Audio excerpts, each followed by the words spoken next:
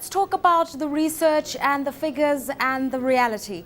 It's believed that post-credit crisis, post-global recession, about $5 trillion is going to be injected in the global economy by women. How realistic is that? Sure.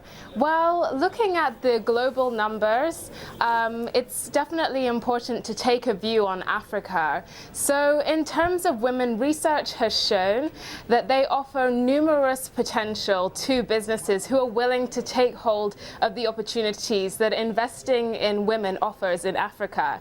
So recent research has shown that there are three main drivers that can lead to increased profits for companies who are investing in women. The first is the creation of new markets and the expansion of existing markets. When women are economically empowered, they're more likely to buy consumer goods, for example, which leads to the expansion of markets. Secondly, investing in women means an increase in the talent pool. This is really important in Africa, where often companies can find it fierce in terms of attracting competitive talent. So investing in women means an increase in that talent pool. And finally, investing in women for companies in Africa can lead to really impressive results in terms of corporate social responsibility and can lead to better links with government. These are the three main things that research has backed up in terms of how investing in women can lead to greater profits for companies going forward. Now, we know that at the height of the recession, lots of jobs were lost, mainly in financial services and in manufacturing, which are seen as male-dominated industries. What type of female-dominated industries will be the drivers of growth? Well, if we take a look back in Africa, in terms of women-dominated sectors, they tend to be overrepresented in the informal sectors and in cyclical sectors.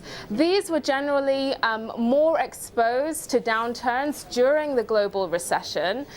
For example, in Uganda, women represent 85% of the flower cutting industry. This would have undergone a lot of pressure during the economic crisis when export industries in Africa would have been hit.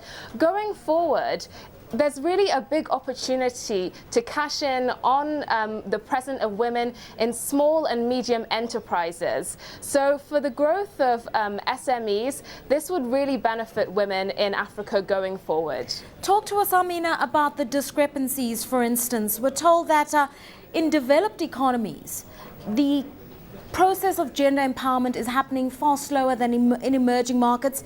G7 countries lag the global average of 16% in terms of female empowerment in the business world in particular. Why is that?